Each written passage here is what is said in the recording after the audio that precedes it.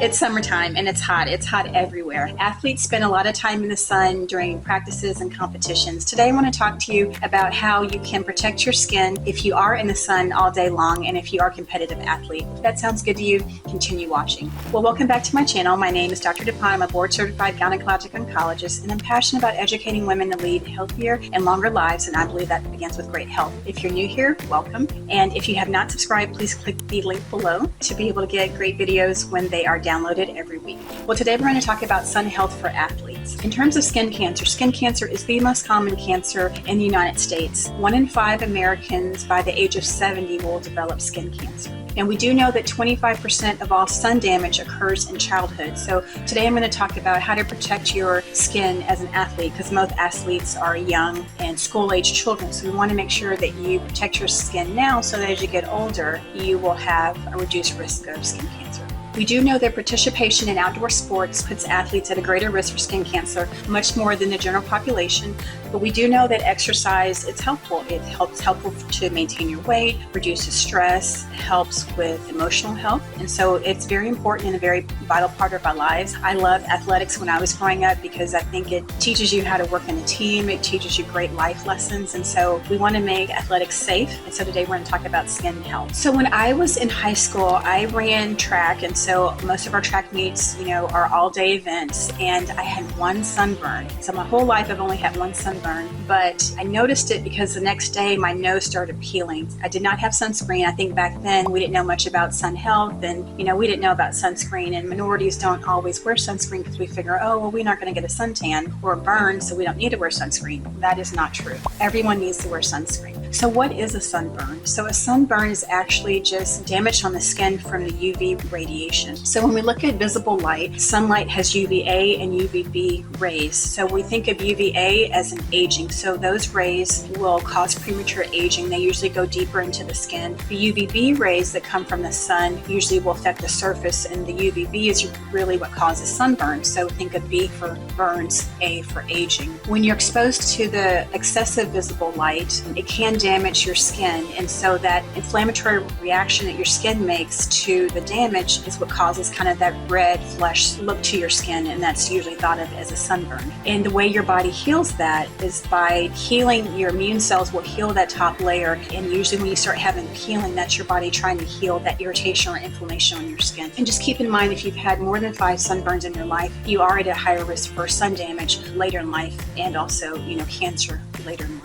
A sunburn can appear as often as just a few hours after sun exposure. Sunburn in water sports is increased by the reflection of sunlight to the water, and the continuous contact of the rapid water will cause the sunscreen to wash away, so just keep in mind that that's important. And any exposed area of the skin can sunburn, such as your earlobes, your scalp, your lips. And see the American Academy of Dermatology Association's website for how to heal a sunburn, and I'll put the link to the information in the description box below. And I'll also link some sun safety information by the American Academy of Dermatology below as well. Now, people will tell me, I'm not outside, so I don't need to wear sunscreen. You pretty much need to wear sunscreen every single day. Even if it's cloudy, 80% of the sun rays can still go through, and so you do need sunscreen on a cloudy day. You need sunscreen in the winter. Of course, you need sunscreen if you're outside, but even if you're indoors and you're near a window, you still need sunscreen. So if you have adequate sun protection, it can prevent you from getting skin cancer, sunburns, and also premature aging. So some people don't realize is that the sunscreen does help reduce premature aging. What you'll see with sunspots, wrinkles, fine lines, things like that as well. So there's many ways to protect your skin from the sun. So one is shade. Seek shade. The sun's rays are strongest between 10 a.m. and 2 p.m. So if possible, have your practices in the morning or late in the afternoon to prevent that time. If you're in competition, hopefully you can have an outdoor competition in the afternoon when the sun is not so strong to protect your skin. So like at track meets, when we are there all day long, we'll have our athletes underneath the stands where it's shaded and cool so that they can get out of the sun to protect their skin, and also to prevent heat stroke and heat exhaustion. Clothing is another way you can protect yourself from the sun. So lightweight clothing, long sleeve clothing, darker colors protect better than lighter colors. Pants, when possible, to protect your skin. Wearing hats such as wide brim hats. You can get hats with ultraviolet protection factor, UPF. We do know that straw hats are not very effective. Baseball caps are not very effective, so wear kind of a wide brim hat. Sunglasses, of possible will help prevent damage from your skin, also help your eyes, and those are very important. And wearing sun protection on your lips is also very important. In terms of sun protective clothing, so not just wearing loose clothing, long sleeve clothing, there are clothes that you can buy that have that sun protection, ultraviolet protection factor, UPF,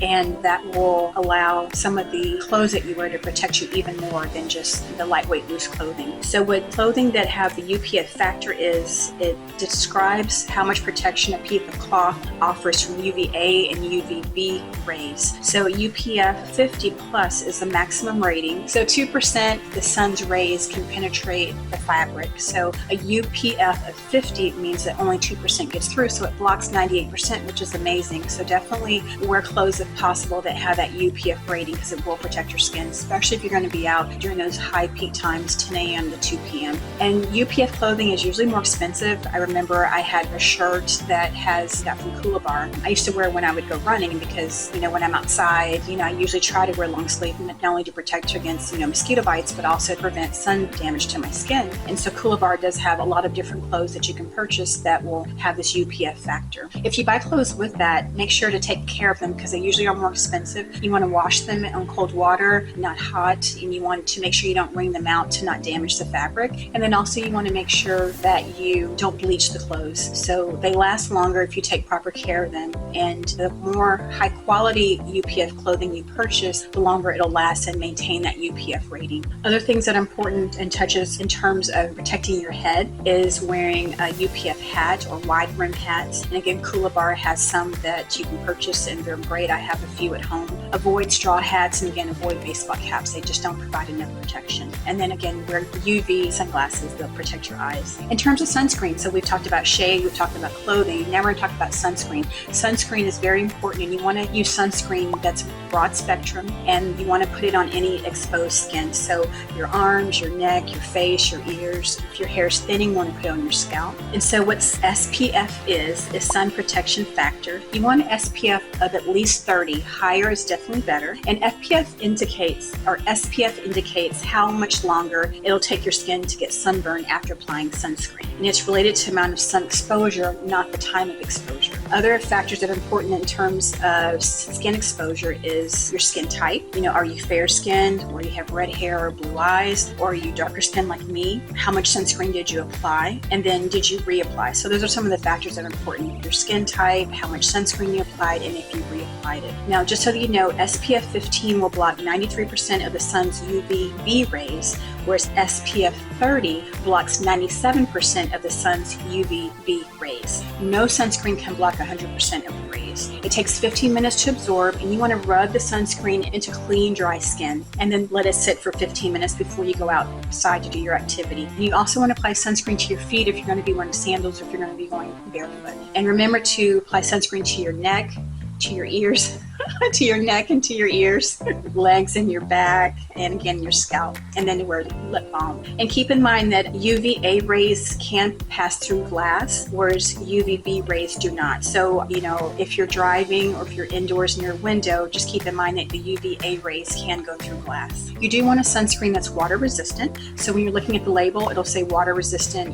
up to 80 minutes, or it'll say 40 to 80. You want one that at least is water resistant for at least 40 minutes. And what that means is that the sunscreen is effective for 40 minutes in water. You want to reapply every 30 minutes if you're in a water sport. If you're a surfer, you're a swimmer, you're outdoor swimming, you want to apply every 30 minutes. For most people, we tell them to reapply every 2 hours. But if you're sweating, if you're toweling dry, you want to reapply more often. And of course, if you're swimming, you want to apply more often. How much sunscreen do you use? Well, you want to apply a golf ball size sunscreen, a golf ball size amount of sunscreen to your body. So typically that'll be 35 milliliters or an ounce of sunscreen to your entire body. Typically, if you're putting sunscreen on your face, you want to use 2 fingers. So you want to start the palm of your middle finger to your fingertip, and then your index finger. 2 lines of sunscreen is how much you should use for your face, your neck, and your ears. milliliters. So that's kind of how much you should use. Or you can also use 1 teaspoon or 5 mils of sunscreen for each body part. Like so 5 mils for your arm, 5 mils for your leg. But total should be about a golf ball size of sunscreen. So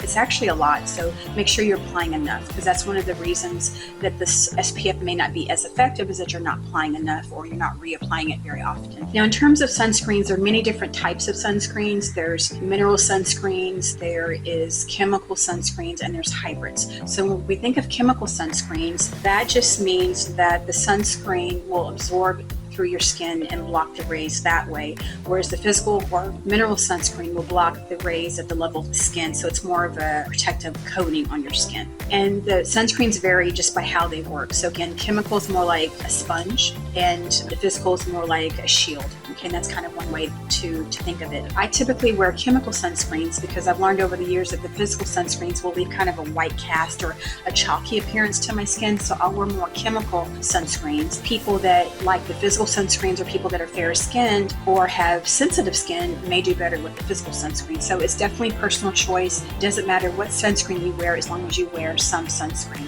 In terms of physical, or it's also called mineral, same term for that type of sunscreen that acts more like a shield. That is more of a thicker paste, and again, it leaves more of a white cast on darker skin tones. So if you're fair, you won't notice the white cast at all. Physical sunscreens are better for people with sensitive skins. It's also better for children over 6 months and toddlers. So if you have, a small child, you want to use a physical sunscreen on them. And if you have a baby, you don't really want to put sunscreen on the baby. You want to protect the baby with hats or umbrellas, or really don't expose the baby to a lot of sun, because they really shouldn't use sunscreen on very, very small infants. But if it's over 6 months, if they're over 6 months of age, it's safe to use sunscreen, usually a physical sunscreen on a small baby or an infant. And then hybrids will be a combination of them both. So in terms of the type of sunscreen to use, again, there's the chemical sunscreen, there's physical, also called mineral sunscreen, and there's hybrids. Which one you use is just personal choice depending on your preference, but it doesn't matter what you use, just use something. I did see an article in Runner's World when I was researching this information, so I'll put a link below, and they listed some popular sunscreens for athletes. Keep in mind that for some sunscreens, I've noticed, some will run into your eyes and sting your eyes, so definitely if that happens, avoid those. So a lot of times it's trial and error finding what works for you. And I do use a different sunscreen for my body than my face, so just keep in mind you may need different sunscreens for different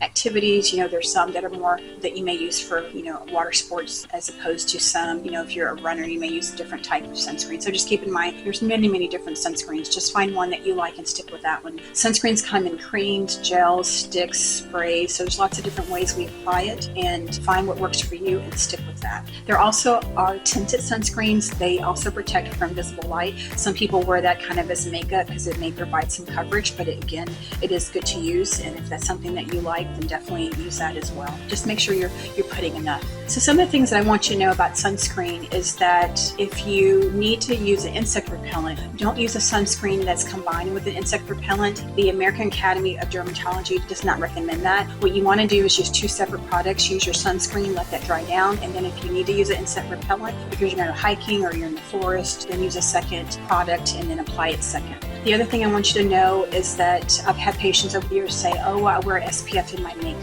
SPF in your makeup is never enough. Usually it's only SPF 15. And even then, if it is in your makeup, you may not be applying that much, because a lot of times when you wear makeup, you're not putting the correct amount to be able to have that SPF factor. So remember, for your face, you need 2 lines of sunscreen for your face. So you may not wear that much, makeup. So definitely, if you're going to put on makeup, you want to do your skincare first, then put your, moisturizer on, let that dry down, then put your sunscreen on, let that dry down. And then what I would do is I would usually put a primer because I have oily skin, and then after that I'll put my makeup. So even if your makeup has SPF, still you need a sunscreen, so make sure that's very important. The FDA does require that sunscreens maintain their original strength for 3 years. So when you're purchasing a sunscreen, or if you have some around the house, check the expiration date. If it's more than 3 years, throw it out. It's most likely not effective. And if you haven't used it in a while, you're not sure how long it's been open, probably just throw it out and get a new bottle. And then make sure you don't leave your sunscreen in places where it can be exposed to hot temperatures, such as a dashboard in a hot car. You want to protect that from extreme heat or sun exposure. And then also what's very important is to avoid artificial sources of UV radiation. So most of our UV radiation comes from UVA rays and UVB rays. Well, you can also get them from artificial sources such as tanning beds or sun lamps. So definitely, if you use a tanning bed, don't. It's not healthy. There are a lot of good sunless sprays or creams or lotions now that work very well. It's really not good to use tanning beds. It will increase your risk of skin cancer. So if you're using them, please stop and avoid sun lamps and also tanning beds. Well, I hope that information was helpful. It was a lot of information. I wanted to make sure that I gave you the information so that you know what to look for. I will put a lot of resources in the description box below in terms of links for the American Academy of Dermatology and also the American College of Sports Medicine. They have some great tips for sun health for athletes. Please check them out below. If you like this video, please give me a thumbs up.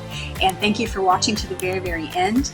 And if you haven't subscribed, please click the link below to subscribe to be able to get great content every week and continue watching this video next. Thank you and goodbye.